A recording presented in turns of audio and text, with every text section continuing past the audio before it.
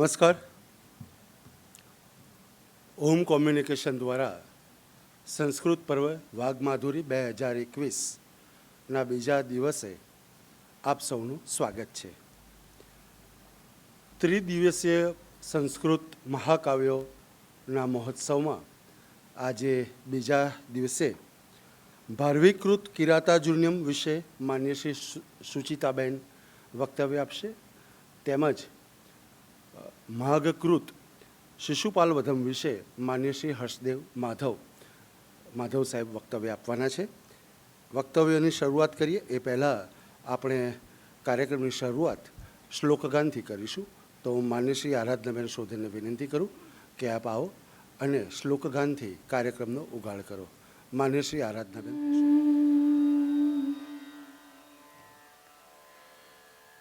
वीत जन्म जरसं परं शुचि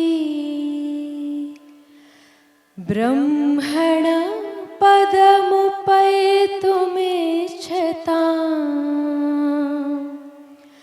आगमादिवतमोपहादित संभवन्ति मतयो भवच्छिद अंत का पर्यवस्थाता जन्मिन संतता पद इति त्याज्ये भवे भव्यो मुक्तावुत्तिष्ठते जन न विसिस्मिये न विशसाद मुहुर्लसता न चाददे सत्त्वमुरुद्धृतिरजस्तमसि न हतस्मतस्य हतशक्तिपेलवे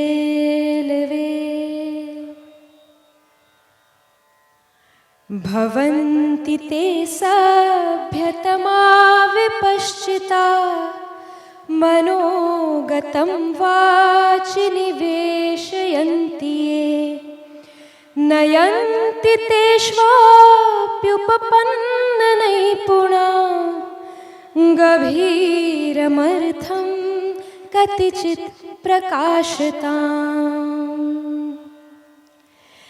वीतप्रभावतनुरप्यतनुप्रभावः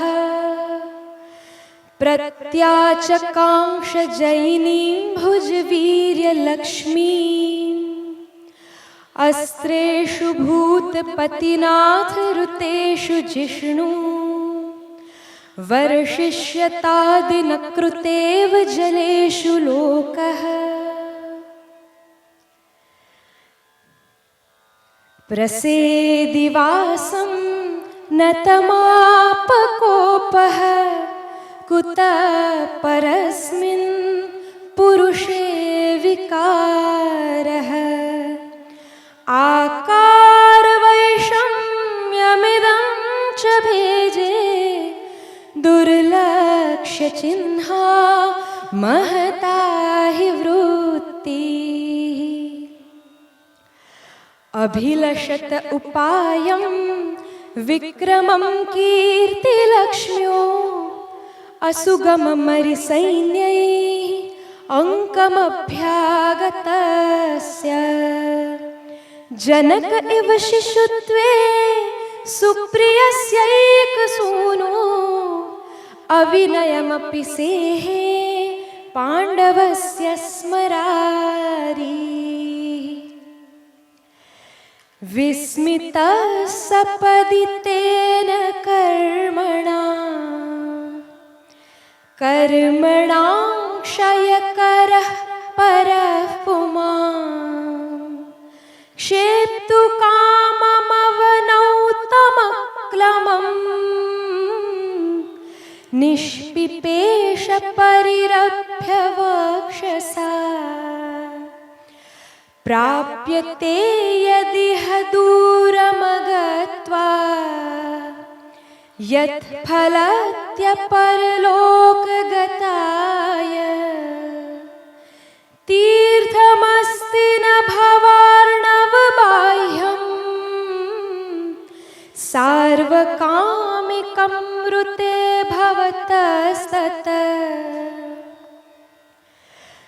व्रज जय रिपुलोक पादपद्मानतसन्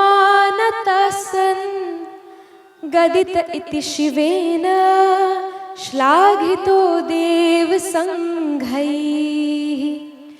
निजगृहमथ गत्वा सादर पाण्डुपुत्रो द्रुतगुरुजयलक्ष्मी धर्मसूनून नाम।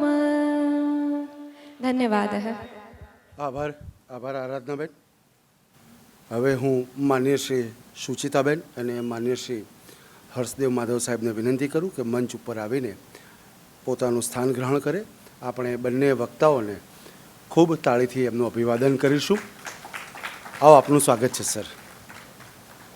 આપ જાણો છો તેમ ઓમ કોમ્યુનિકેશન દ્વારા છેલ્લા 8 વર્ષથી સાહિત્યિક વ્યાખ્યાનનું આયોજન કરવામાં આવે છે.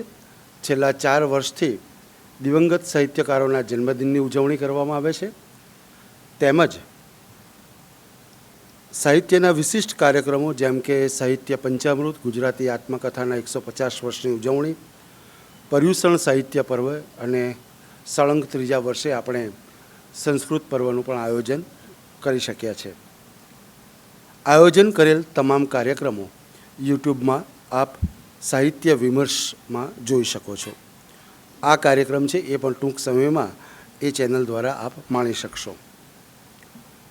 વક્તવ્યનો પ્રારંભ કરીને વક્તાઓનું સ્વાગત કરીએ એ પહેલાં ગઈકાલે જ આપણા સંસ્કૃત સાહિત્યકાર વિદ્વાન પંડિત માન્ય શ્રી ગૌતમભાઈ પટેલના ધર્મપત્નીનું અવસાન થયું છે. એ એમની દરેક સંસ્કૃત સાહિત્યની દરેક પ્રવૃત્તિમાં એમની સાથેને સાથે રહેતા હતા અને સંસ્કૃત સાહિત્યના તમામ વિદ્વાન વક્તાઓથી મળીને 82 વક્તાઓ સુધી સતત એમનો સાથ એમને મળતો હતો. એ આપણા માટે ખૂબ જ દુઃખદાયક છે.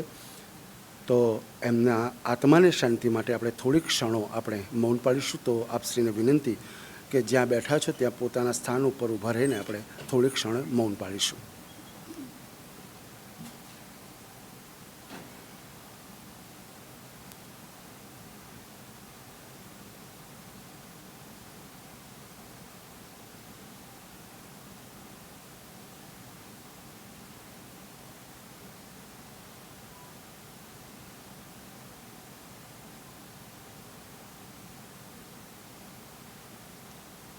ઓમ શાંતિ શાંતિ શાંતિ. સૌપ્રથમ આપણે વક્તાઓનું સ્વાગત કરીશું. હું માન્ય શ્રી રોનકભાઈ શોધનને વિનંતી કરું કે આપ આવો અને પુસ્તકથી સુચિતાબેનનું સ્વાગત કરો. માન્ય શ્રી ગૌરવભાઈને વિનંતી કે આપ આવો અને સ્મૃતિ ચિહ્નથી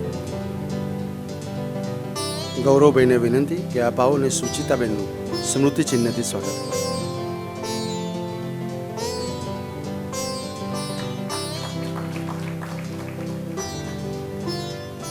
માન્ય શ્રી આરાધનાબેન શોધનને વિનંતી કે આવો અને પુસ્તકથી માન્ય શ્રી હર્ષદેવભાઈ માધવ સાહેબનું સ્વાગત કરો.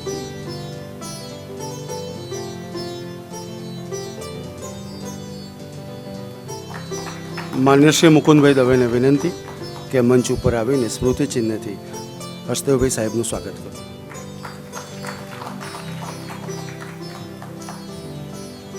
આભાર. સૌપ્રથમ સુચિતાબેન ભારવીકૃત કિરાતાર્જુનીયમ મહાકાવ્ય વિશે વક્તવ્ય આપશે. ત્યારબાદ આરાધનાબેન ફરીથી શ્લોકગાન કરશે અને ત્યારબાદ માઘકૃત શિશુપાલવધમ વિશે માન્ય શ્રી હર્ષદેવભાઈ સાહેબ વક્તવ્ય આપશે. તો હું માન્ય શ્રી સુચિતાબેનને વિનંતી કરું આપ આવો અને વક્તવ્યનો પ્રારંભ કરો. આપણે ખૂબ તાળીથી વક્તાનું અભિવાદન કરીશું. આવો, સ્વાગત છે આપનું. શ્રી કૃષ્ણમ વંદે જગદગુરુમ. આદરણીય હર્ષદેવભાઈ, બાબુભાઈ, મનીષભાઈ અને આમંત્રિત સંસ્કૃત પ્રેમી સુજ્ઞ સભાજનો, નમસ્કાર. ગ્રીષ્મની વહેલી સવાર હોય શીળો પવન વહેતો હોય, સૂર્યોદયની લાલીમાં આકાશમાં છવાયેલી હોય અને જે આહ્લાદકતાની અનુભૂતિ થાય એવી અનુભૂતિ કાલિદાસની કૃતિઓનું અધ્યયન કરતા થાય. હવે બીજું એક દ્રશ્ય આપણે કલ્પીએ કે ગ્રીષ્મનો આકરો તાપ હોય, મધ્યાહ્ન હોય, સૂર્યના કિરણો દઝાડતા હોય, એ સમયે આતપત્રની જરૂર પડે. આતપત્ર એ શું? છત્ર, જે વંટોળ કે તાપથી રક્ષણ કરે. આતપાત ત્રાયતે ઇતિ આતપત્ર. તો ભારવીએ આપણને કિરાતાર્જુનિયમ સ્વરૂપે આતપત્ર આપ્યું છે. આ મારો દ્રષ્ટિકોણ છે, દ્રષ્ટિબિંદુ છે. જ્યારે મનીષભાઈનો ફોન આવ્યો કે મારે કિરાતાર્જુનિયમ વિશે વક્તવ્ય આપવાનું છે, ખૂબ જ આનંદ થયો. કારણ કે કુમાર સંભવમ અને રઘુવંશ તો વિદ્યાર્થીઓને ભણતા હોઈએ. કિરાતાર્જુનિયમ અલબત્ત એમએની અંદર 1-2 સર્ગો ભણાવેલા હતા, પરંતુ આખો સમગ્ર મહાકાવ્યનો અભ્યાસ કરવાનો એ વખતે સંજોગ નહોતો. ખૂબ જ આનંદ થયો કે મને આ લાવો મળશે મહાકાવ્યનું અધ્યયન કરવાનો. અને મને 1-2 દ્રષ્ટિબિંદુઓ એવા લાદ્યા છે કે મને એ આપની સમક્ષ પ્રસ્તુત કરતાં ખૂબ જ આનંદની લાગણી થઈ રહી છે અત્યારે. અને એ રીતે મેં આતપત્રનો પ્રતિકાત્મક અર્થઘટન અહીંયા અત્યારે કરી રહી છું. આતપત્ર એટલે રક્ષણ કરે છે જે માનવીનું, વાચકનું. ભારવીએ જે રીતે આતપત્ર આપણને આપેલું છે વાચક વર્ગને કે સંસારની વિટંબણાઓ, વિષમતાઓ, ઇન્દ્રિયોના આકર્ષણોમાંથી વ્યક્તિએ પોતાની જાતને રક્ષવાની છે. શ્રેયના માર્ગે જે ચાલવા મથતું હોય, જે એસ્પાયરન્ટ હોય, એને આ આતપત્ર ભારવીએ જે વ્યવહારિકતા અને આધ્યાત્મિકતાનો જે દ્રષ્ટિકોણ, જે સુભગ સમન્વય આપણને કિરાતાર્જુનિયમ સ્વરૂપે આપ્યો છે, એ સાચે જ વાચકને માટે એક આતપત્રની ગરજ સારે છે. એટલા માટે હું એને આતપત્ર ભારવીનું એ દ્રષ્ટિકોણથી હું ઇન્ટરપ્રિટેશન કરવા માગું છું. અને આગળ આપણે જોઈશું એ દ્રષ્ટિકોણ કઈ રીતે એમણે એટલે ચરિતાર્થ થાય છે અહીંયા આગળ.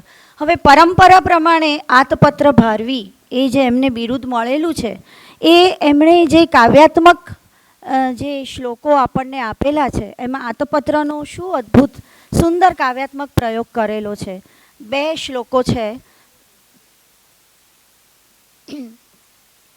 સર્ગ 7ની અંદર સોત્કંઠૈઃ અમરગણૈઃ અનુપ્રકીર્ણાન નિર્યાય જ્વલિત રુચઃ પુરાન મઘોનઃ રામાણામ ઉપરી વિવસ્વતઃ સ્થિતાનામ ના સેદે ચરિત ગુણત્વમ આતપત્રૈઃ. એક સુંદર કલ્પન રજૂ કર્યું છે ભારવીએ કે ઇન્દ્રની નગરીમાંથી, કેવી નગરી? ચમકતા કિરણોવાળી ઇન્દ્રપુરીમાંથી, અમરાવતીમાંથી અપ્સરાઓ નીકળી છે, સુરાંગનાઓ નીકળી છે. અને એમને ઉત્કંઠાથી જોવા માટે દેવગણો એકઠા થયેલા છે. સુરાંગનાઓના હાથમાં આતપત્ર છે, પણ એમનો જે માર્ગ છે એ સૂર્યથી ઉપરના માર્ગે એ ગતિ કરી રહી છે સુરાંગનાઓ. એટલે ભારવી લખે છે કે એ સુરાંગનાઓના આતપત્રને એમના પોતાના ચરિતના ગુણો પ્રાપ્ત ના થયા. આતપત્ર એટલે જે સૂર્યના તાપથી કિરણોથી રક્ષા કરે, પણ દેવાંગનાઓ જ સૂર્યના માર્ગથી ઉપરના ભાગે વિહરતી હતી. એટલે આતપત્રને પોતાના ચરિતના ગુણો પ્રાપ્ત ના થઈ શક્યા. શું અદ્ભુત કલ્પન છે ભારવીનું! એવું બીજું કલ્પન સર્ગ 5ની અંદર મળી આવ્યું, બહુ પ્રસિદ્ધ છે. ઉત્ફુલ્લ સ્થલ નલિની વનાદ અમુષ્માત ઉદ્દુત સરસિજ સંભવ પરાગ વાત્યાભિર્વિયતિ વિવર્તિત સમંતાદ આધત્તે કનકમય આતપત્ર લક્ષ્મીમ. બીજું કલ્પન છે, ખૂબ સુંદર કલ્પન છે કે પર્વત ઉપર સ્થળ પદ્મનું વન છે. સ્થળ પદ્મ એટલે કાલિદાસે બહુ ઉલ્લેખો કરેલા છે એના. જે ઉત્તરાખંડમાં જે સ્થળ પદ્મ આપણને વેલી ઓફ ફ્લાવર્સની એ બાજુ ઘણા બધા જોવા મળે છે. એ સ્થળ પદ્મના વનમાંથી એ વંટોળિયાને કારણે પરાગરજ ઉડી અને આકાશની અંદર એક કનકમય છત્રની શોભા એનાથી ધારણ થાય છે. એટલે પરાગરજ આપણને કમળ જોઈએ તો ખ્યાલ આવે કે પીળી સોનેરી પરાગરજ હોય છે. અને સ્થળ પદ્મનું જે વન હોય એ વનમાંથી વંટોળીઓ જ્યારે એ પરાગરજને ઉડાડે અને ચારે બાજુથી એ વંટોળિયાના સ્વરૂપે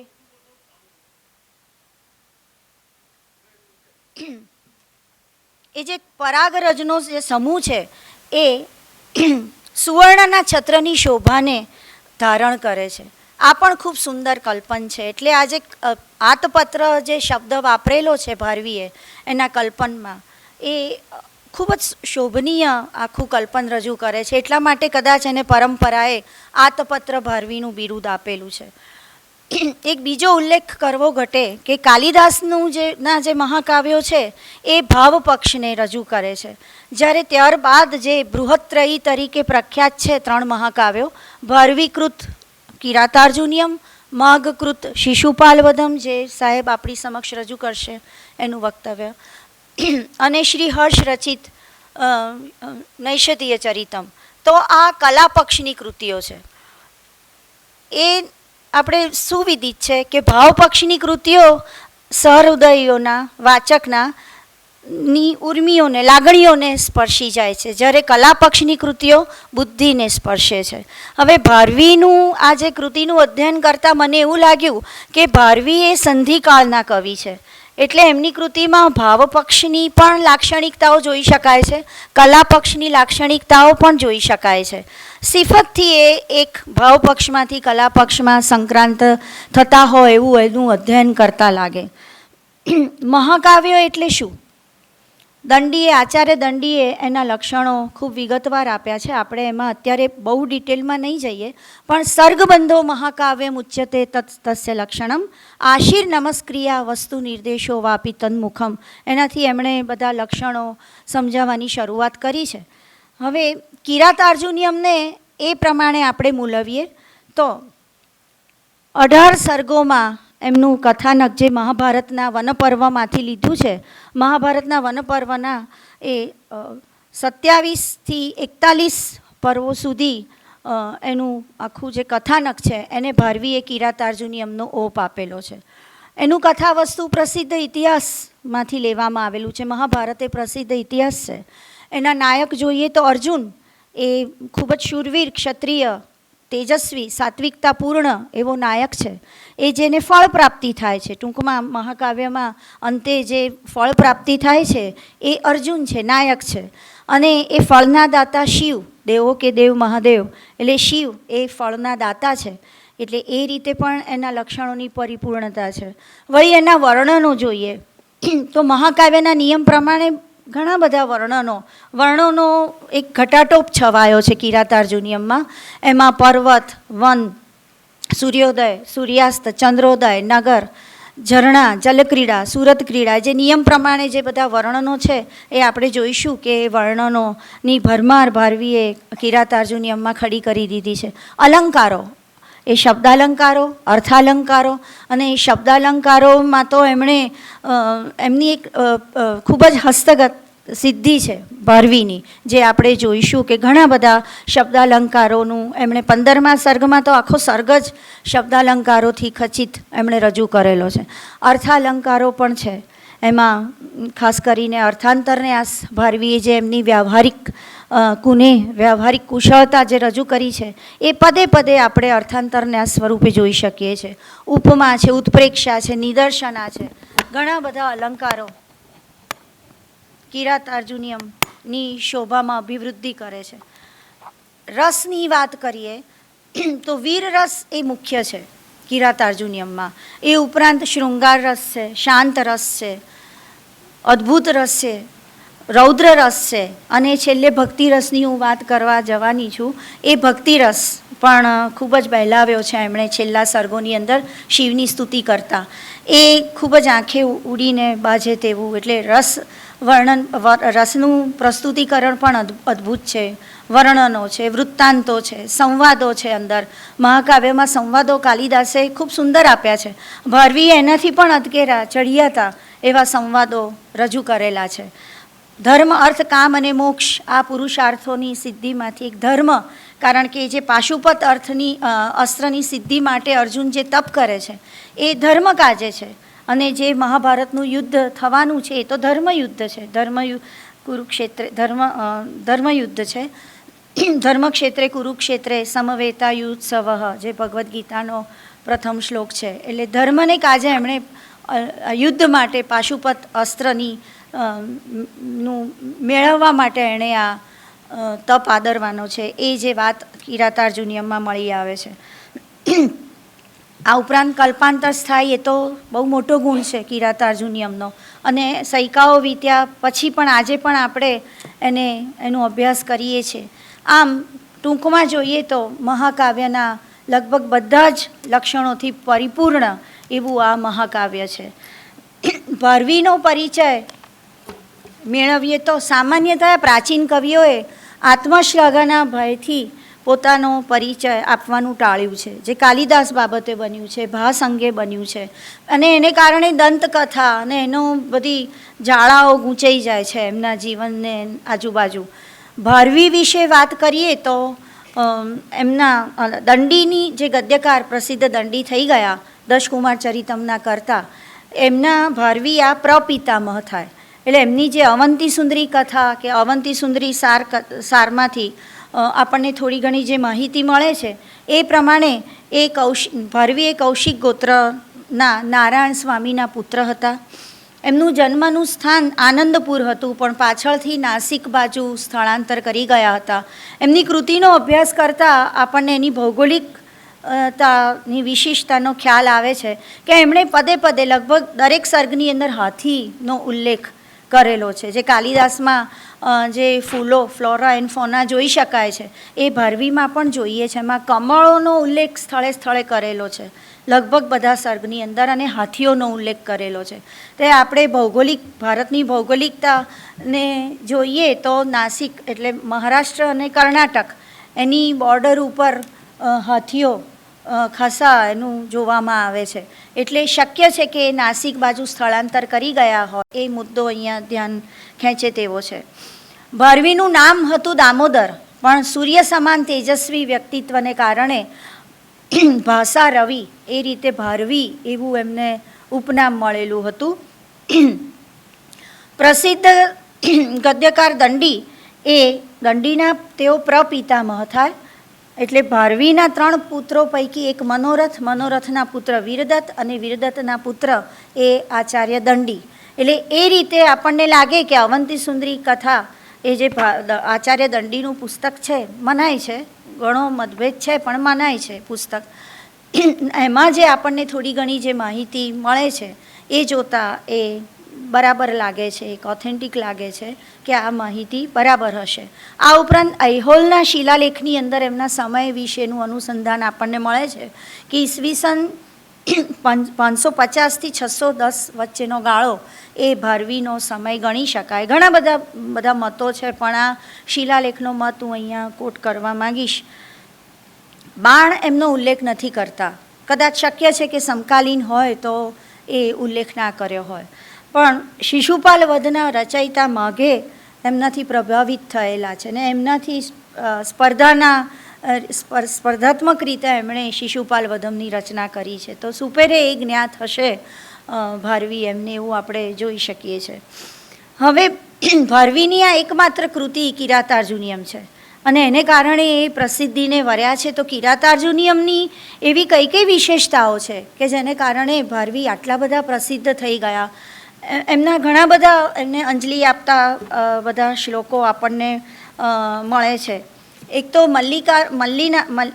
મલ્લીનાથ જેમણે કાલિદાસ ઉપર બધી ટીકાઓ લખી છે, એમણે એમાં આ ભારવીના કિરાતાર્જુની ઉપર પણ એમણે ઘંટાપથ નામની ટીકા લખેલી છે. એમાં ખૂબ પ્રસિદ્ધ અંજલિ આપણને મળી આવે છે કે નારિકેલ ફલ સંમિતમ વચો ભારવે હે સપતિ તદ વિભજ્યતે સ્વાદયંતુ રસ ગર્ભ નિર્ભરમ સારમસ્ય રસિકા યથેપ્સિતમ. આનું આપણે અર્થઘટન કરીએ તો એક નાળિયેરના ફળની સાથે ભારવીની શૈલીને સરખાવવામાં આવેલી છે. નાળિયેર કેટલું બધું પૌષ્ટિક છે, પણ બહારથી એ કેટલું બધું કઠોર દેખાય છે, પણ અંદરથી એનું વિભાજન કરો, છિદ્ર કરો તો જે પૌષ્ટિક પાણી અને એની મલાઈ, એ શબ્દ અહીંયા રસગર્ભ નિર્ભરમ શબ્દ બતાવે છે કે રસ અને ગર્ભ એટલે એ કિરાતાર્જુનિયમની અંદર જે ગર્ભ, જે જે એનું સૂક્ષ્મ જે અર્થ ગાંભીર્ય જે તારવીને આપણે મેળવીએ છીએ એ ખૂબ જ પૌષ્ટિક છે વાચકને માટે.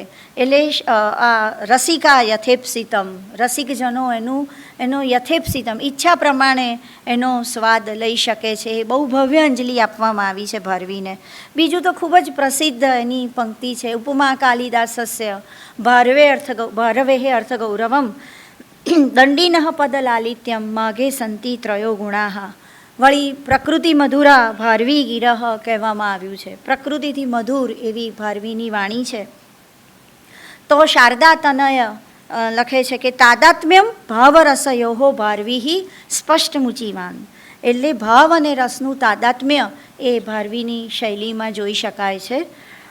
ચિત્રભાનુ નામના ટીકાકાર, એમણે અર્થપ્રકાશિકા, જેને સારાવલી તરીકે પણ ઓળખવામાં આવે છે, એમણે બહુ સુંદર એને અંજલિ આપેલી છે.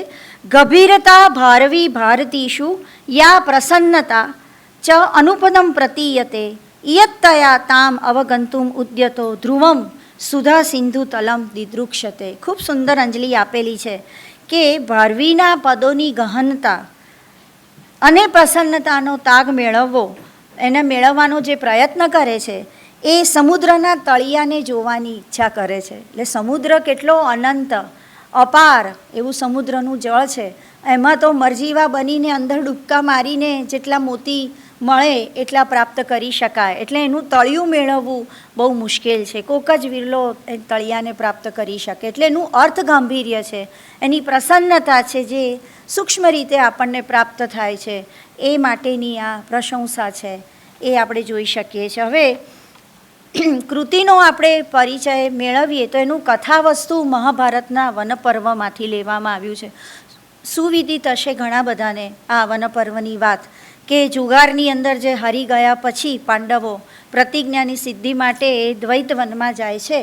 અને મહાભારતની પહેલાં વાત કરીએ, જોઈ લઈએ તો એ પ્રમાણે 12 મહિના પતી ગયા છે, 13મો મહિનો ચાલી રહ્યો છે. અને શાંતિની પળોમાં દ્રૌપદી ઉશ્કેરાઈને વાત કરે છે કે હવે આ પ્રતિજ્ઞા ભંગ કરવો જોઈએ, આપણે કૌરવો પર આક્રમણ કરીએ. ભીમ પણ તેમાં સૂર પુરાવે છે, પણ યુધિષ્ઠિર એમને શાંત પાડે છે. દરમિયાનમાં વ્યાસ મુનિ આવે છે અને યુધિષ્ઠિરને પ્રતિસ્મૃતિ વિદ્યાનું દાન કરે છે અને શિખામણ આપે છે કે તમે હવે દ્વૈત વનનો ત્યાગ કરો. પછી પાંડવો ત્યાંથી કામ્યક વન તરફ પ્રસ્થાન કરે છે અને ત્યાંથી પછી યુધિષ્ઠિરને જે વિદ્યા મળેલી છે અર્જુન લે છે અને એ ઇન્દ્રકીલ પર્વત ઉપર એ પાશુપત અસ્ત્ર મેળવવા માટે જાય છે. અને ત્યાં આગળ ઇન્દ્ર મુનિના વેશમાં આવીને એને શિખામણ આપે છે કે તારે પાશુપત અસ્ત્ર મેળવવું હોય તો શિવનું આરાધન કર, શિવને માટે તું તપશ્ચર્યા કર, તો તને પાશુપત અસ્ત્ર મળશે. અને અર્જુન પછી એ તપશ્ચર્યા આદરે છે. હવે શિવ કિરાતના વેશમાં ત્યાં આવે છે અને એ દરમિયાનમાં એની પરીક્ષા આપણે રઘુવંશમાં ગઈકાલે ઝા સાહેબે કહ્યું, નંદિની વર પ્રદાન વખતે સિંહના સ્વરૂપની અંદર એની પરીક્ષા લે છે. અહીંયા આગળ એ જે છદ્મ વેશે ત્યાં આગળ મૂક નામનો દાનવ છે એ વરાહ બનીને આવે છે અને શિવ પણ ત્યાં કિરાત બનીને કિરાતના સ્વરૂપમાં આવે છે. હવે વરાહ સાથે યુદ્ધ થાય છે અર્જુનનું અને બાણ છોડે છે અને એ જ સમયે વરાહને મારવા માટે શિવ પણ બાણ છોડે છે. હવે પ્રશ્ન થાય છે કે કોના બાણથી આ વરાહ મરાયો છે, જે મૂક નામનો દાનવ છે. હવે એ માટે કિરાત પણ ત્યાં આવે છે, શિવ જે કિરાતના વેશધારી છે, અને ત્યાં આગળ એ માટે યુદ્ધ થાય છે અર્જુન અને કિરાત વચ્ચે. અને એ બધા બાણો ખૂટી જાય છે. પછી બાહુયુદ્ધ થાય છે. પછી એમાં પણ અર્જુન જ્યારે હારતો પોતાને અનુભવે છે ત્યારે એ શિવની મૂર્તિ બનાવીને એમાં માળા અર્પણ કરે છે અને એ માળા એ કિરાતના ગળામાં જુએ છે. ત્યારે એને સમજાય છે કે આ તો કિરાત તો સ્વયં શિવ છે. અને પછી શિવ પ્રસન્ન થઈને એને પાશુપત અસ્ત્ર આપે છે. એને કહે છે કે તું સ્વર્ગમાં પણ જા, ત્યાંથી પણ દિવ્ય અસ્ત્રો પ્રાપ્ત થશે. એ પ્રાપ્ત કરે છે અને પછી ગંધમાદન પર્વત ઉપર આવીને પોતાના ભાઈઓને મળે છે. આ કથા વસ્તુ મહાભારતનું છે. હવે એનું એ જ કથા વસ્તુ તો મહાકવિ છે, ભારવી છે, અને એવું ને એવું તો મૂકવાનો કોઈ અર્થ જ નથી. નાટક વિશે પણ આચાર્ય ભરતે કહ્યું છે, નાટકમ ખ્યાત વૃત્તમ સ્યાત. એ નિયમે બધા નાટ્યકારોએ પ્રસિદ્ધ કથા વસ્તુ લીધા હોય, પણ એનું પ્રેઝન્ટેશન એ કઈ રીતે રજૂઆત કરે છે, પોતાનું કૌશલ્ય, પોતાનું નાવીન્ય, પોતાની પ્રતિભા, પોતાની વિદ્વત્તા કઈ રીતે રજૂ કરે છે, એમાં જ કવિનું કવિત્વ રહેલું છે. અને ભારવીએ એ જ કર્યું છે.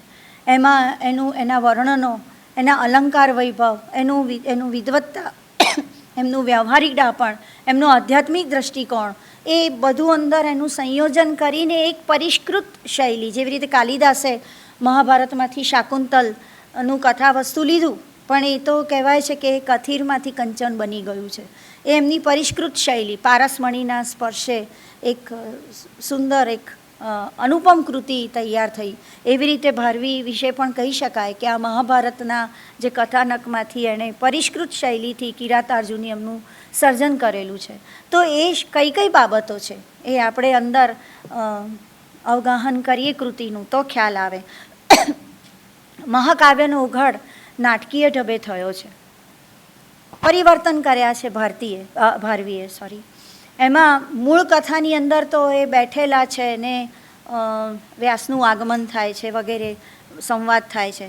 અહીંયા આગળ યુધિષ્ઠિરે વનેચર એક કિરાત મૂકેલો છે, વનેચર સ્વરૂપે ત્યાં આગળ જાસૂસ તરીકે મૂકેલો છે દુર્યોધનની નગરીની અંદર.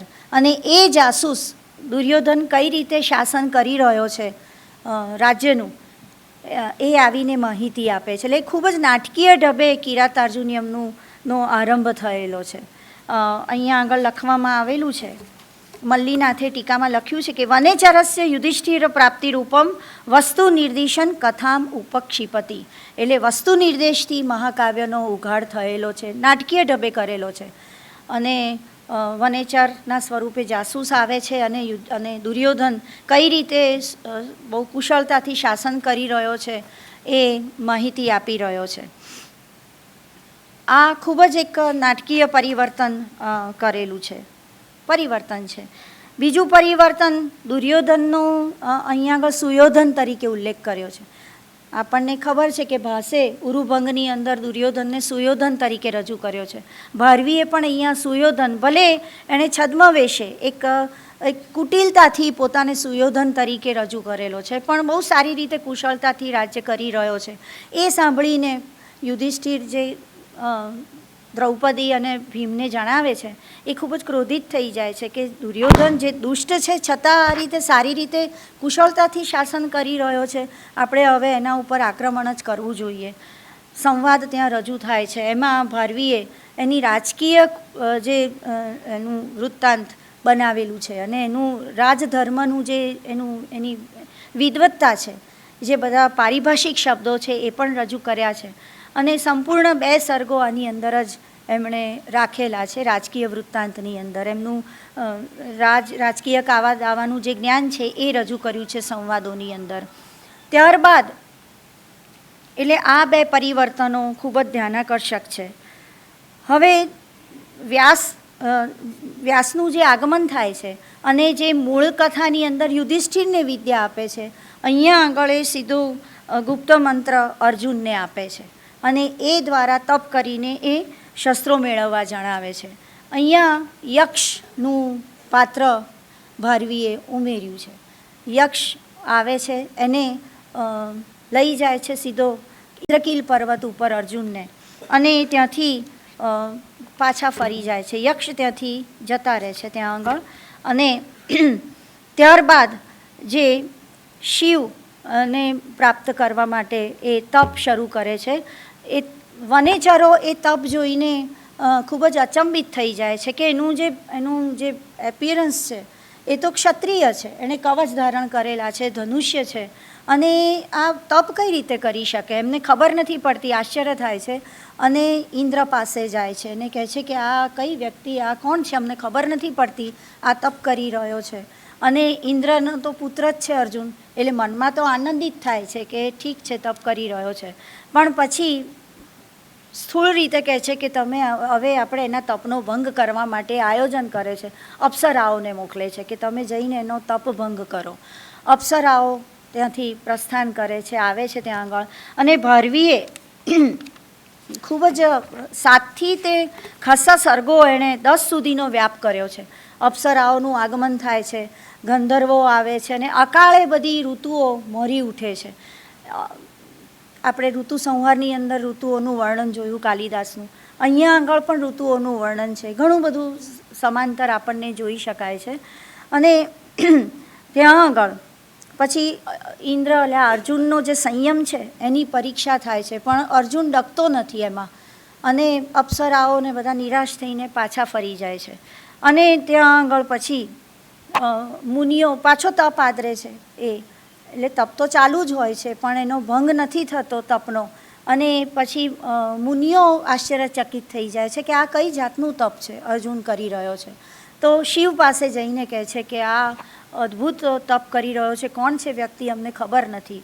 અને શિવ ત્યાં આગળ કિરાતના વેશે ત્યાં આગળ આવે છે. એ પહેલાં જે મૂળની અંદર છે મૂક નામનો વરાહ ત્યાં આગળ આવે છે.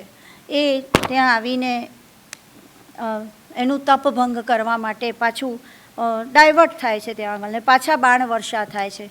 શિવ પણ બાણ વર્ષા કરે છે.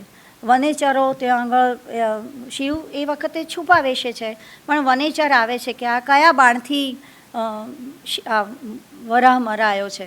તો વનેચર અને અર્જુન વચ્ચે પણ સંવાદ થાય છે અને અર્જુન ડગતો નથી ત્યાં આગળ. વનેચર પણ પરાસ્ત થઈને જાય છે. બીજા વનેચરો આવી જાય છે, એ પણ હાફળા ફાફળા પાછા થાય છે, યુદ્ધ થાય છે. અને પછી કાર્તિક સ્વામી શિવના પુત્ર એમને ટપારે છે અને પાછા મોકલે છે. છેવટે શિવ આવે છે અને એ બંને વચ્ચે યુદ્ધ થાય છે અને બધા ધનુષ્ય ખૂટી પડે છે. પછી છેવટે મુષ્ટિ યુદ્ધ થાય છે, બાહુયુદ્ધ થાય છે. અને પછી શિવ અદ્ધર ઉછળે છે. એ જ વખતે અર્જુન એમના પગ પકડી લે છે અને એ અસલ સ્વરૂપે પ્રગટ થાય છે શિવ. અને અર્જુન અભિભૂત થઈ જાય છે અને શિવની સુંદર સ્તુતિ કરે છે. શિવ પ્રસન્ન થાય છે અને પાશુપત અસ્ત્ર આપે છે, એનો મંત્ર આપે છે. લોકપાળો પણ એને દિવ્ય અસ્ત્રોનું દાન કરે છે. અને પછી એ પોતાના ભાઈઓને મળે છે. આ આખું યુધિષ્ઠિરને મળે છે. એ 18મા સર્ગમાં અંતે એ દ્વારા એની પૂર્ણાહુતિ થઈ છે મહાકાવ્યની. પરંતુ આ સમગ્ર મહાકાવ્ય છે એ ખૂબ અદ્ભુત રીતે, મને તો પ્રતિકાત્મક રીતે અર્જુનનું પાત્ર જે રીતે ઉપસ્થિત થયું છે એ મને એક દ્રષ્ટિબિંદુ એક લાધેલું છે, હું આપની સમક્ષ રજૂ કરીશ. કે એની પાત્ર સૃષ્ટિ જોઈએ તો પાત્ર સૃષ્ટિની કેટલી મોટી રેન્જ છે. માનવીય પાત્રો છે, અર્ધદૈવી પાત્રો છે, દૈવી પાત્રો છે, દાનવ પણ છે. માનવીય પાત્રોમાં તો યુધિષ્ઠિર છે, અર્જુન છે, ભીમ છે, વ્યાસ મુનિ છે, દ્રૌપદી છે. અર્ધદૈવી પાત્રોમાં યક્ષ છે, ગંધર્વો છે. દૈવી પાત્રોમાં ઇન્દ્ર છે. માનવીય પાત્રોમાં મુનિઓ રહી ગયા. મુનિઓનું પણ પાત્ર ત્યાં આગળ સંવાદમાં રજૂ થયું છે. દૈવી પાત્રમાં શિવ છે. અને જે જે દાનવ છે એ મૂક નામનો જે વરાહ છે દાનવ, એ પણ છે. એટલે ઘણા બધા પાત્રો અહીંયા આગળ ભારવીએ આપણી સમક્ષ રજૂ કર્યા છે. એમાં મુખ્ય જે નાયક છે તે અર્જુન છે. એના પાત્રની સાત્વિકતા એમણે અદ્ભુત રીતે રજૂ કરી છે. એટલે સમગ્ર કૃતિ એક પ્રતિકાત્મક જોઈએ તો એ એક દિવ્યતાના અવતરણની વાત અહીંયા આગળ ભારવીએ કરી હોય એવું મને લાગે છે. કે અર્જુન છે એ સાત્વિક જીવ છે. તમે આ જોઈએ આગળ જો અભ્યાસ કરીએ તો પદે ને પદે એની સાત્વિકતા ભારવીએ રજૂ કરી છે. કે એક શ્રેયને માર્ગે નીકળેલો એ પ્રવાસી છે અને એના રસ્તામાં કેટલા બધા વિઘ્નો આવે છે. અપ્સરાઓ આવે છે, દાનવ આવે છે, એક પાશવી વૃત્તિઓ છે. અપ્સરાઓ એટલે કે પ્રતિકાત્મક રીતે આપણે કહી શકીએ કે એ વિષયો બધાના એના આકર્ષણો છે. એ બધાને એ અવલંબીને પછી છેવટે શિવને પ્રાપ્ત કરે છે. એ આખું અર્ધઘટનનું છેલ્લે એનો આધ્યાત્મિક દ્રષ્ટિકોણ છે એ હું રજૂ કરવા માગું છું. અર્જુનના પાત્રની વિશેષતા જોઈએ તો એ માનવતામાંથી દિવ્યતામાં પરિણતિ, જે શ્રી અસ્થાને નહીં લેખાય કે શ્રી અરવિંદો જે અતિમનસ અવતરણની જે વાત કરે છે એ મને અર્જુનના પાત્રમાં ચરિતાર્થ થતી દેખાય છે. કે ક્ષત્રિય તેજ સાથે એનામાં સાત્વિક શુચિતાનું સંયોજન કર્યું છે અને અર્જુનને નર નારાયણની બેલડીમાંના નર તરીકે રજૂ કર્યો છે. શિવ જણાવે છે મુનિઓને કે આને કંઈ ઓછો નથી આ અર્જુન, કોઈ જેવું તેવું પાત્ર એને ના માનો, એ તો નર નારાયણ પૈકીના નર છે અર્જુન. અને એના પાત્રની એક ધારી એક વૃદ્ધિ, એક ગતિ બતાવેલી છે. જેમ ચિત્રકારનું ચિત્ર ધીમે ધીમે પૂર્ણતા તરફ આગળ વધે, એવી રીતે અર્જુનનું પાત્ર પૂર્ણતા તરફ ગતિ કરી રહેલું આપણે જોઈ શકીએ છીએ. જેમ કે શમયન ધૃતેન્દ્રિય શમૈક સુખ શુચિભીર ગુણૈ અગમયમ સતમઃ પ્રતિવાસરમ સુકૃતિભિઃ વવૃધે વિમલ કલાભિઃ ઇવ શીત રુચિ. ઇન્દ્રિયોનો શમ એ જ મુખ્ય સુખ સાધનારો. મૈત્રી વડે નિર્મળ ગુણો વડે પાપરૂપી અજ્ઞાનને શમાવતો વિમલ અર્જુન પ્રત્યેક દિવસે તપથી જેમ કલાઓથી શુક્લ પક્ષમાં શીત રશ્મિ ચંદ્ર વૃદ્ધિ પામે તેમ વૃદ્ધિ પામતો હતો. સાત્વિકતાની સાક્ષાત મૂર્તિ સમા અર્જુનના તપની ફલશ્રુતિ માર્મિકતાથી સૂચવાઈ છે. સૂર્ય સમી તેજસ્વીતા કાવ્યાત્મકતાથી વનેચરોના મુખે દર્શાવાય છે, કે વનેચરો એનું વર્ણન કરે છે. શુચિ વલ્ક વિતતનુઃ અન્યતમસ્તિમિરત છિદામીવ. પવિત્ર વલ્કલથી ઢંકાયેલ શરીરવાળો અને અંધકારનો નાશ કરનાર સૂર્ય વગેરે માનો જાણે કોઈક બીજો હોય એવું અમને લાગી રહ્યું છે. તેનું શારીરિક સૌષ્ઠવ રજૂ કરવા શું સુંદર એમણે શબ્દ વાપરેલો છે. ભીષણ ભુજંગ ભુજઃ. એની ભુજાઓ એ ભીષણ ભુજંગ જેવી ભુજાઓ ધરાવતો હતો, એવું એનું શરીર સૌષ્ઠવ હતું. તો એનું અવર્ણનીય એક વ્યક્તિત્વ બતાવાયું છે. ઋષિવંશજ સ યદિ દૈત્યકુલે યદિ વાન્વયે મહતી ભૂમિભૃતામ ચરત તપસ્તવ વનેષુ સહા ન વયમ નિરૂપયિતુમ અસ્ય ગતિમ. મુનિઓ અર્જુનના વ્યક્તિત્વને પામી નથી શકતા. શિવ આગળ વનેચરો કહે છે કે શું તે પુરુષ છે? શું તે ઋષિઓના વંશમાં ઉત્પન્ન થયો છે કે દૈત્યના કુળમાં, કે કોઈ મોટા ચક્રવર્તી રાજાના વંશમાં જન્મ્યો છે? તમારા વનમાં તપ કરતા તે પુરુષના સ્વરૂપને વર્ણવવા અમે શક્તિમાન નથી. તો અપ્સરાઓ તેના વ્યક્તિત્વને જોઈને મોહિત થઈ જાય છે. સર્ગ 10માં લખેલું છે કે યમ નિયમ કૃષિકૃત સ્થિરાંગ પરિદદૃશે વિધૃતાયુધ સતાભિઃ અનુપમ શમદીપ્તતા ગરિયાનકૃત પદપંક્તિ અથર્વણેવ વેદ. અથર્વ વેદ સાથે એના વ્યક્તિત્વને સરખાવેલું છે. આ દિવ્યતા નહીં તો બીજું શું છે?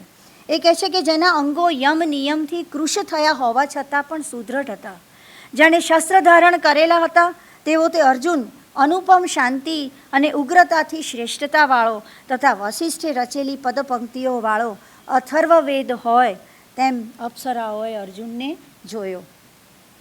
વશિષ્ઠ ઋષિએ રચેલ અથર્વવેદની પંક્તિ સાથે સરખાવીને ભારવીએ અર્જુનની દિવ્યતા દર્શાવી છે. તો ચિરનિયમ કૃશો અપી શૈલસારઃ શમનિરતો અપી દુરાસદ પ્રકૃત્યા સસચિવૈવ નિર્જને અપી તિષ્ઠન મુનિઃ અપી તુલ્ય રુચિ ત્રિલોક ભર્તુઃ. કહે છે કે લાંબા સમયના તપને કારણે કૃશ અંગવાળો હોવા છતાં પર્વત જેવો બળવાન, શાંત ગુણમાં રહેલો હોવા છતાં સ્વભાવે ભયંકર દેખાતો, નિર્જન સ્થળમાં રહેવા છતાં જાણે પરિવાર સહિત રહેતો હોય તેવો દેખાતો, મુનિની જેવો મુનિ સમાન દેખાતો હોવા છતાં ઇન્દ્ર જેવા તેજવાળો દેખાતો હતો. તો સર્ગ 11માં અર્જુન પોતાનો પરિચય આપે છે ઇન્દ્રને, અને અતિ લઘવતામાં એણે પૂર્ણતાનું ચિત્ર રજૂ કર્યું છે. એક જ શ્લોકમાં અર્જુન પોતાનો પરિચય આપે છે, પણ એકલો પરિચય નથી આપતો, એમાં પ્રયોજન પણ બતાવે છે. એ આપણે એ સાથે એની નમ્રતા, એની મોટાભાઈની આજ્ઞાનું પાલન, એ બધું જોઈ શકાય છે. કે ક્ષત્રિય તનય પાંડો અહમ પાર્થો ધનંજય સ્થિત પ્રાપ્તસ્ય દાયાદૈ ભ્રાતુ જ્યેષ્ઠસ્ય શાસને. ક્ષત્રિય છું, પાંડુનો પુત્ર છું, પાર્થ ધનંજય છું, રાજ્યથી ભ્રષ્ટ થયેલ જ્યેષ્ઠ ભાઈ યુધિષ્ઠિરની આજ્ઞામાં રહેલો છું. તો સર્ગ 12માં અર્જુનની દિવ્યતાની પુષ્ટિ શિવના મુખે કરાવેલી છે, અને નર નારાયણની જે બેલડી છે એના નર તરીકે અહીંયા આગળ એનો અવતાર, એક દિવ્ય અવતાર અહીંયા સૂચવાયો છે. કે બદરા તપોવન નિવાસ નિરતમ અવગાત માન્યથા ધાતુઃ ઉદય નિધને જગતામ નરમ અંશમ આદિ પુરુષસ્ય ગામ ગતમ દ્વિષતઃ પરાશિશિષુઃ એષ સકલ ભુવનાભિતાપિનઃ ક્રાંતકુલિશ કરવીર્ય બલાન મદ ઉપાસનમ વિહિતવાન મહત્તપઃ. એ કહે છે સમગ્ર ભુવનને સંતાપ પમાડનારો, હાથમાં વજ્રને ધારણ કરનારા, ઇન્દ્રની શક્તિનું સૈન્યનું ઉલ્લંઘન કરનારો, શત્રુને વિનાશ પમાડવા ઈચ્છનારો મારું આરાધન કરવા એ મહાન તપ કરી રહ્યો છે. અયમ અચ્યુત ચ વચનેન સરસીરૂહ જન્મનઃ પ્રજા પાતુમ અસુરનિધનેન વિભુ ભુવમ અભ્યુપેત્ય મનુજેષુ તિષ્ઠતઃ. માનવમાં એક અવતારી પુરુષ તરીકે અર્જુન અહીંયા આગળ અવતરિત થયેલો છે. આ નર અને અચ્યુત એ બંને કમળમાંથી ઉત્પન્ન થનારા બ્રહ્માના વચનથી અસુરોને મારી પ્રજાનું રક્ષણ કરવા પૃથ્વી ઉપર અવતાર લઈ મનુષ્યોમાં રહેલા છે. તો સર્ગ 14માં પણ એની દિવ્યતા બતાવાઈ છે કે મનુષ્ય ભાવે પુરુષમ પુરાતનમ સ્થિતમ જલાદર્શ ઇવ અંશુ માલિનમ. એ કહે છે કે જેવી રીતે જળની અંદર સૂર્યના પ્રતિબિંબો જેવી રીતે દેખાય તેવી રીતે મનુષ્ય રૂપે રહેલા પ્રાચીન પુરાતન પુરુષ તરીકે અર્જુનને અહીંયા આગળ ઉલ્લેખવામાં આવેલો છે. અને આ જ સર્ગમાં એને વરાહ અવતાર તરીકે એની સમકક્ષ ગણાવવામાં આવેલો છે. સમુજ્જહિર્ષુમ જગતિમ મહાભરામ મહાવરાહમ મહતઃ અર્ણવાદીવ. જેવી રીતે મહાસાગરમાંથી પૃથ્વીને બહાર કાઢવા ઈચ્છતો કોઈ મહાવરાહ હોય એવું આ અર્જુનનું વ્યક્તિત્વ છે. તો અંતિમ 2 સર્ગોમાં અર્જુનના પાત્રની દિવ્યતા ઉત્તરોત્તર વિકાસ પામતી બતાવાઈ છે. સર્ગ 17ની અંદર શિવ સાથેના યુદ્ધમાં કવચ વિનાના અર્જુનની પ્રતિભાને ભવ્ય અંજલિ આપવામાં આવેલી છે કે મ્યાનમાંથી બહાર કાઢેલા સરાણ ઉપર ઘસેલા ચમકતા ખડગ જેવો, તાજી કાંચળી ઉતારેલા ફણીધર નાગ જેવો, પ્રતિસ્પર્ધી ઉપર ક્રોધિત થયેલો હાથી અને મેઘની ગર્જનાથી જાગી જઈને ગુફામાંથી બહાર નીકળેલો સિંહ, રાત્રિમાં ધુમાડા વિનાના અગ્નિની જેમ અર્જુન શોભી રહેલો હતો. અહીંયા તો વળી એની સાત્વિકતાની પરાકાષ્ઠા ભારવીએ બતાવી છે, કમાલ જ કરી છે. સ્થિતમ વિશુદ્ધે નભસીવ સત્વધામના તપોવીર્યમ અયેન યુક્તમ શસ્ત્રાભિઘાતૈ તમજસ્રમ ઈશ ત્વષ્ટા વિવસ્વંતમ ઇવ ઉલ્લિલેખ. એ કહે છે નિર્મળ આકાશની જેમ નિર્મળ સત્વગુણમાં રહેલા તથા તપ અને પરાક્રમથી પ્રાપ્ત થયેલા તેજ વડે જોડાયેલા તે અર્જુનને શિવ જેમ વિશ્વકર્મા સૂર્યને સરાણથી ઘસે તેવી રીતે શસ્ત્રના પ્રહારો વડે ઘડતા હતા. અર્જુન ઘડાતો હતો પૂર્ણતાની પ્રાપ્તિ માટે. શિવ એ શું છે? પૂર્ણ સ્વરૂપ છે. અને શિવની પ્રાપ્તિ એ સરાણે ઘસાયા વગર પ્રાપ્ત થઈ શકે જ નહીં. એ અહીંયા ભારવીનું અર્થ ગાંભીર્ય અહીંયા આગળ દર્શાવાયું છે. તો અર્જુનનું ભવ્યાતિ ભવ્ય ચિત્રણ અહીંયા આગળ રજૂ કરેલું છે. તો બીજું ખાસ નોંધનીય પાત્ર શિવનું રહેલું છે. શિવને આપણે એક પરમ તત્વ તરીકે પૂજીએ છીએ, પણ અહીંયા આગળ 17 અને 18 સર્ગની અંદર એક અનુપમ યોદ્ધા તરીકે શિવને બતાવવામાં આવેલા છે. અને રૌદ્ર શિવ અને સૌમ્ય શિવ બંને વિરોધી પાસાઓ ખૂબ સુંદર રીતે અહીંયા આગળ ભારવીએ બતાવેલા છે. યુદ્ધ કરતા અર્જુન સાથે યુદ્ધ કરતા શિવ તો અદ્ભુત છે જ, પણ એ પરમ તત્વ તરીકે જે રૌદ્ર શિવ, જે સૌમ્ય શિવ તરીકે ઉપસ્થિત થાય છે એનું ચિત્ર પણ ખૂબ જ અદ્ભુત છે. અથ હિમ શુચિ ભસ્મ ભૂષિતમ શિરસી વિરાજિતમ ઇન્દુલેખયા સ્વવપુઃ અતિ મનોહરમ હરમ દધતમ ઉદ્દીક્ષ્ય નનામ પાંડવ. કેવા શિવને જોયા અર્જુને કે નમન કરી ગયો. તો કહે છે કે બરફ જેવી શ્વેત ભસ્મ વડે શોભતા, માથા ઉપર ચંદ્રલેખા વડે શોભતા, અતિ મનોહર પોતાના શરીરને ધારણ કરતા શિવને અર્જુને પ્રણામ કર્યા. તો પરમ તત્વ તરીકે એ ખૂબ સુંદર રીતે નિરૂપવામાં આવેલા છે કે શરણમ ભવંતમ અતિ કારુણિકમ ભવ ભક્તિગમ્યમ અધિગમ્ય જનાહ જીતમૃત્યવો અજીત ભવંતી ભયે સસુરાસુરસ્ય જગત શરણમ.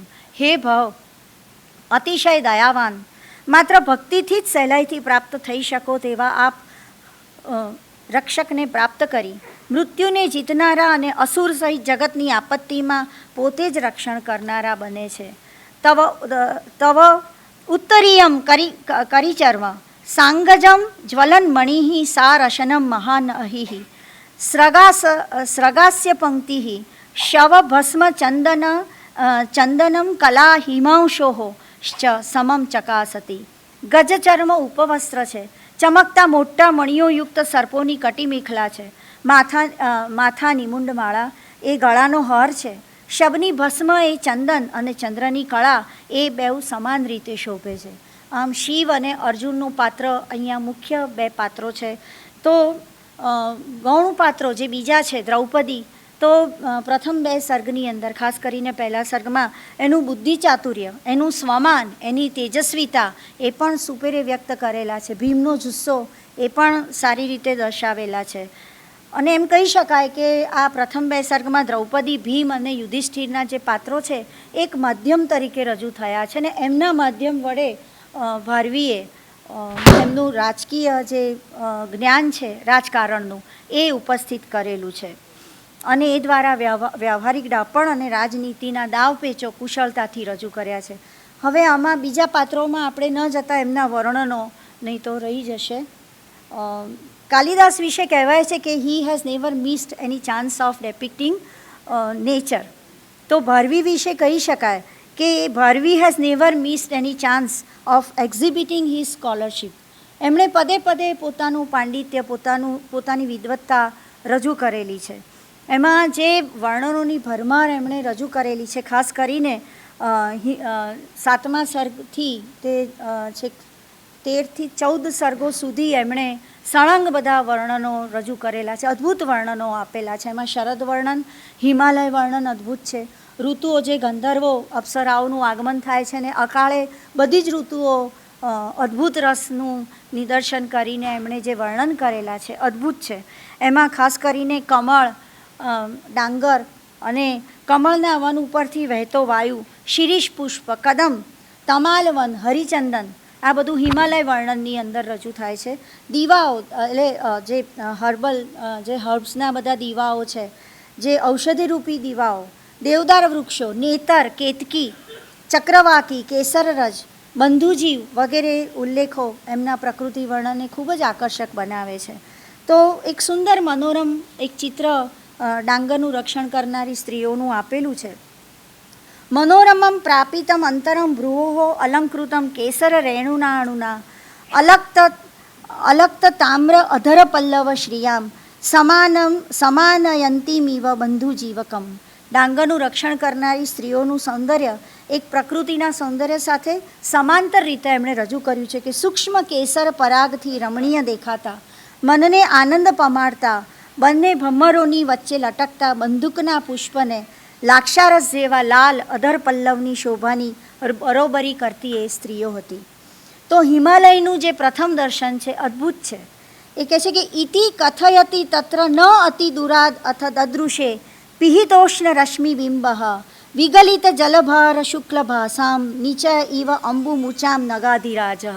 હિમાલયનું પ્રથમ દર્શન એ કોઈને પણ માટે રોમાંચક બની રહે છે કે સર્વપ્રથમ એ બરફાચ્છાદિત જે શિખરોનું દર્શન થવું. ભારવીએ અદ્ભુત એનું કલ્પન કરેલું છે કે એ દૂર યક્ષે જે બતાવ્યું કે હિમાલય આવી ગયો હવે, અને દૂર સૂર્યમંડળને ઢાંકી દેતો નગાધિરાજ હિમગીરી જલભાર વરસી જવાથી ધોળા દેખાતા વાદળના સમૂહ જેવો દેખાયો. શું અદ્ભુત કલ્પન! તો સર્ગ 5ની અંદર હિમાલય વર્ણનની ભવ્યતા બતાવી છે. તપન મંડલ દીપિતમ એકત સતત નૈષ તમોવૃતમ અન્યત હસિત ભિન્ન તમિસ્ર ચયમ પુરઃ શિવમ ઇવ અનુગતમ ગજચર્મણા. એક ભાગમાં સૂર્યમંડળના પ્રકાશથી પ્રકાશિત દેખાતો હતો, તો બીજા ભાગમાં નિરંતર રાત્રિના અંધકારથી ભરેલો હતો એવો તે હિમાલય પર્વત, જેના આગળના ભાગમાં અટ્ટહાસ્યથી અંધકારનો સમૂહ દૂર થયો હોય. આપણે જાણીએ છીએ કે સાહિત્યમાં હાસ્યનો શ્વેત રંગ છે, અને પાછલા ભાગમાં ગજચર્મ રૂપે તે અંધકાર વ્યાપી રહ્યો હોય તેવા શિવ જેવો દેખાતો હતો. એટલે હિમાલયને શિવની સમકક્ષ ગણીને દિવ્યતા અર્પી છે. કાલિદાસે દેવતાત્મા હિમાલયો નામ નગાધિરાજ કહ્યું છે. અહીં પણ અહીંયા આગળ શિવમ ઇવ અનુગતમ ગજચર્મણા કહ્યું છે. અહીં ભારવીએ શું બતાવ્યું છે? કાલિદાસે અહીંયા આગળ પૂર્વા પરૌ તોય નિધિ વિગાહ્ય સ્થિત પૃથિવ્યા ઇવ માનદંડ કયો કુમાર સંભવનો પ્રથમ શ્લોક. તો ભારવી શું કહે છે? પ્રથયિતુમ વિભૂતામ અભિનિર્મિતમ પ્રતિનિધિમ જગતામ ઇવ શંભુના. પોતાની વિભૂતા જગતમાં વ્યાપેલી બતાવવા માટે જાણે કે એ પ્રતિનિધિ ના હોય જગતનો એવો હિમાલય અર્જુને જોયો. આ સિવાય ઘણા બધા વર્ણનો ભારવીએ કરેલા છે. તપ કરતા અર્જુનનું વર્ણન, વૃદ્ધના વેશમાં આવેલા ઇન્દ્રનું વર્ણન ખૂબ અદ્ભુત છે કે ચંદ્રકિરણોયુક્ત સંધ્યાથી દેખાતો દિવસનો અંતભાગ. ઇન્દ્ર એ વૃદ્ધના વેશમાં છે તો સંધ્યાકાળ એ બરાબર એપ્રોપ્રિએટ થઈ રહે ને એ પણ ચંદ્રના ઉદય વખતનો સંધ્યા સમય. અને કરચલીવાળા એના નેત્રો એ જાણે કે હિમથી નમી ગયેલા પાંદડાઓવાળો કમળોનો ધરો ના હોય એવું ઇન્દ્રનું અદ્ભુત ચિત્ર એણે વર્ણન રજૂ કરેલું છે. અપ્સરાઓનું વર્ણન, ઇન્દ્રકીલનું વર્ણન અદ્ભુત છે. સર્ગ 10ની અંદર તો વિવિધ ઋતુઓનું વર્ણન પણ ધ્યાનાકર્ષક છે. વર્ષા ઋતુની પુષ્પ સમૃદ્ધિ, માલતી, અર્જુન પુષ્પો, કદંબ, જાંબુ, કોયલોના ટહુકાર, મયુરોના કેકારવ, તો શરદ ઋતુમાં કમળોની પંક્તિ, હારમાળા, ભમરાઓના ગુંજન, ઇન્દ્રગોપ, બંધુજીવ, કેસુડા, પ્રિયંગુના વન, તો હેમંત દરમિયાન લવલીલતા, નિર્ગુંડી, લોધ્રના ફૂલો, તો વસંત ઋતુમાં વસંત લક્ષ્મીનું અદ્ભુત સૌંદર્ય અને મલ્લિકાને ખીલવતા ગ્રીષ્મ સમયનું ખૂબ જ કાવ્યાત્મક વર્ણન આપણને જોવા મળે છે. અને સાથે સાથે જીવસૃષ્ટિ ઉપર એની અસરો શું થાય છે એ પણ ભારવીએ વર્ણવી છે. એનું અવિસ્મરણીય પ્રદાન રહેલું છે. વર્ણનોની સાથે સાથે સંવાદો પણ કિરાતાર્જુનિયમનું એક વિશિષ્ટ પાસું છે.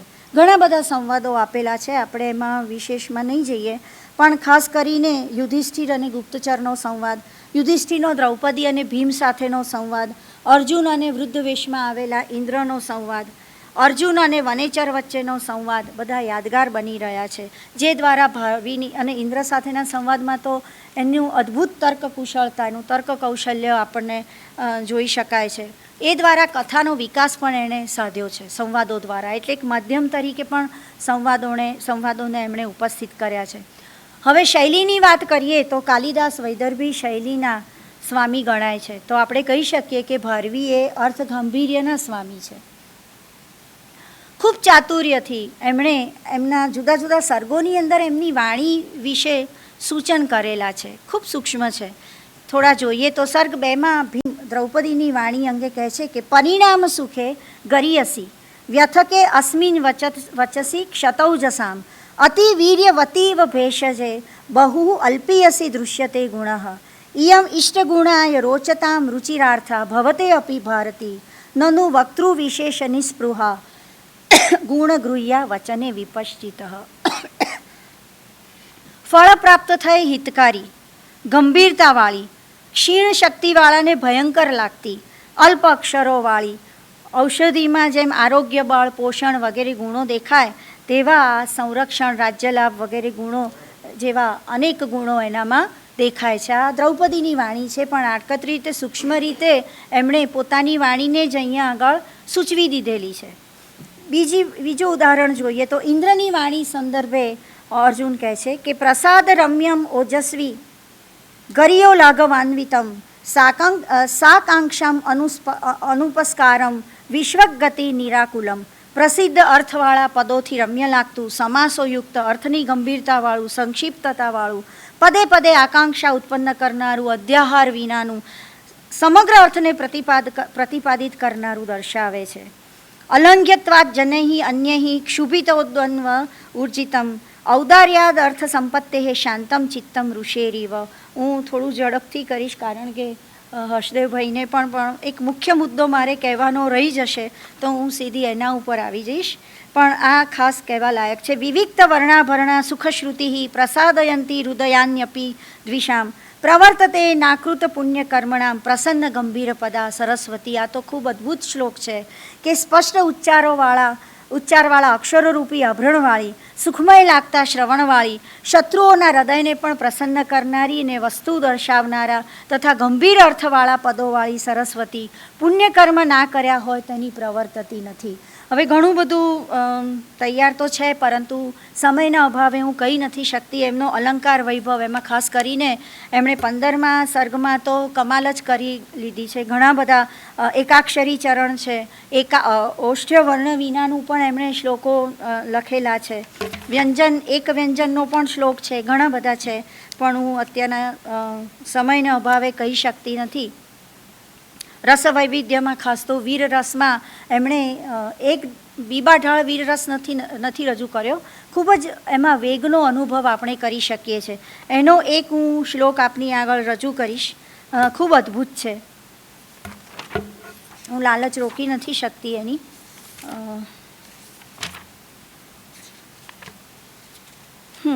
ઉરસી શુલભૃત પ્રહિતા મુહુઃ પ્રતિહતિમ યયુઃ અર્જુના મુષ્ટયઃ ભૃશરયા ઇવ સંયમહિભૃત પૃથુની રોધસે સિંધુ મહોર્મય. શિવની છાતી ઉપર મારેલી અર્જુનની મુઠ્ઠીઓ જેમ સહ્યાદ્રીના વિશાળ કિનારા ઉપર અત્યંત વેગવાળી સમુદ્રની છોળો અથડાઈને પાછી પડે, એવી રીતે શિવની છાતી ઉપર લાગતી અર્જુનની મુઠ્ઠીઓ જાણે કે પાછી પડતી હતી.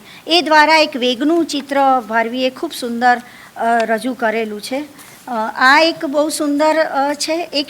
આ સિવાય એક બીજો પણ ખૂબ સુંદર એમણે રજૂ કરેલો છે. એ હું વ્રણમુખચ્યુત શોણિત શિખર સ્થગિત શૈલ તટાભ ભુજાંતરઃ અભિનવૌષ સરાગભૃતા બભૌ જલધરેણ સમાનમ ઉમાપતિ. અર્જુનના શરીરમાં પડેલા ઘાના મુખમાંથી નીકળતા લોહીના ઉડેલા છાંટાઓથી છંટાઈ ગયેલી શીરા જેવી છાતીવાળા ઉમાપતિ નવા નવા સંધ્યાકાળના રંગને ધારણ કરતા મેઘ જેવા શોભતા હતા. ખૂબ અદ્ભુત શ્લોક એમણે રજૂ કરેલા છે. આ સિવાય એમનું રાજધર્મ અંગેનું જ્ઞાન હું ઓમિટ કરું છું. વ્યવહાર વિષયક પંક્તિઓ પણ ઓમિટ કરું છું, ખૂબ સમય થઈ ગયો છે. પણ હિતમ મનોહારી ચ દુર્લભમ વચ ભારવીનું ખૂબ જાણીતું સુવચન છે. વિચિત્ર રૂપા ખલુ ચિત્તવૃત્તય સહસા વિદધિત ન ક્રિયામ અવિવેક પરમાપદામ પદમ. એ તો સુવિદિત છે જ. એક બીજું ખૂબ સુંદર છે.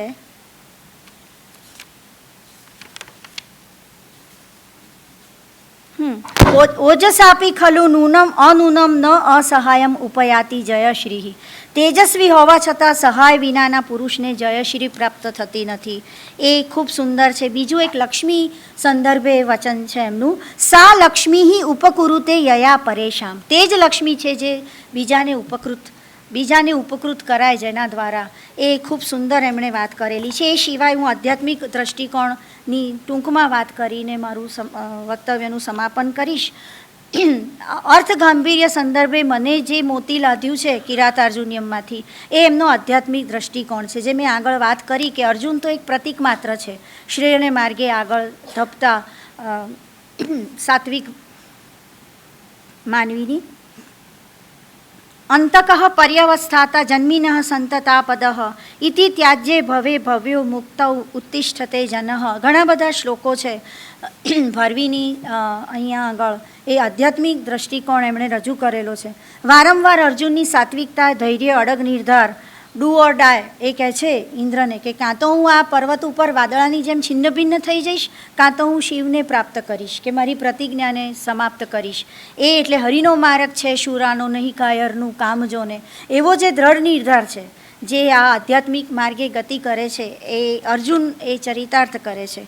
એટલે એ મુક્તિ માટેના જે અથાગ પ્રયત્નો છે, માનવ જીવનમાં મૃત્યુની અનિવાર્યતા, તેમાંથી મુક્તિ માટેના આવશ્યક ગુણો, સાત્વિકતાનું મહત્ત્વ, સાત્વિકતા ખચિત ગુણોના ચિત્રણ વારંવાર ભારવીએ કરેલા છે. એ સૂર્ય સમાન તેજસ્વી ભારવીએ આધ્યાત્મિક જે દૃષ્ટિકોણ કરેલો છે. અને ખાસ કરીને અર્જુનના મુખમાં જે શિવની જ્ઞાન ભક્તિસભર જે સ્તુતિ છે, એ ભક્તિરસ અહીંયા બતાવે છે. એ વાત હું ઉલ્લેખીશ કે 15મી સદીમાં જે રૂપ ગોસ્વામી થઈ ગયા, એમણે મુખ્ય રસ તરીકે ભક્તિરસને પ્રસ્થાપિત કરેલો છે. એ અહીંયા આગળ ભારવીએ ભક્તિરસમાં ભક્તિ વાત્સલ્ય રજૂ કરેલો છે. એ હું એક શ્લોક રજૂ કરીને ખૂબ સુંદર કરેલો છે એમણે, કે શિવ કેવી રીતે અર્જુનના જે ઘાને સહન કરી ગયા, એ ખૂબ સુંદર એમણે રજૂ કર્યું છે. જનક એવ શિશુત્વે સુપ્રિયસ્ય એક સુનોહો અવિનયમ અપી સેહે પાંડવસ્ય સ્મરારીહી. એ જેવી રીતે એક પિતા એકના એક પુત્રના ગુનાને માફ કરે એવી રીતે શિવ આ અર્જુનના જે એક પછી એક જે ઘા થતા હતા એને એક પિતાની માફક એને માફ કરતા હતા. આમ કહી શકાય કે ભારવીએ જે વર્ણનો અલંકારો એ તો બાજુ પર એની વિદવત્તાની વાત થઈ, પણ એનું અર્થ ગાંભીર્ય એમણે જે એમનો આધ્યાત્મિક દૃષ્ટિકોણ રજૂ કરેલો છે વાચકને માટે કે શિવત્વની પ્રાપ્તિ માટે તપ આવશ્યક છે, દ્રઢ નિર્ધાર, વિષયોના આકર્ષણ સામે ડગવું નહીં અને જે ધૈર્યનો ગુણ, સાત્વિકતા, તેજસ્વીતા જે ધારણ કરવી જોઈએ એ અર્જુનના પાત્રથી ચરિતાર્થ કર્યું છે ને એની પરિણતિ શિવત્વનું જે પાશુપત અસ્ત્ર છે એના દ્વારા કરેલી છે ને એ દ્વારા એમણે એમની કૃતિમાં કહી શકાય કે ભારવીની આ જે કિરાતાર્જુનીયમ કૃતિ છે એ આધ્યાત્મિકતા, વ્યવહારિકતા અને કાવ્યાત્મકતાની ત્રિવેણી વહાવે છે. એક અદ્ભુત કવિ થઈ ગયા. ભારવીને શત શત વંદન કરીને મારું સમાપન કરું છું. આભાર સુચિતાબેન. સુચિતાબેનના વક્તવ્યથી આપણને સૌને કંઈક વિશેષ પ્રાપ્તિ થઈ હોય તો વક્તાશ્રીનું ખૂબ તાળીથી અભિવાદન કરીશું. આભાર સુચિતાબેન. સુચિતાબેન આ બીજી વખત આપણને સંસ્કૃત પર્વમાં એમનો લાભ મળ્યો છે એ આપણા માટે આનંદની વાત છે. ઝેવિયર્સ કોલેજમાં સંસ્કૃત વિભાગના હેડ ઓફ ધ ડિપાર્ટમેન્ટ તરીકે એમણે સેવાઓ આપી છે.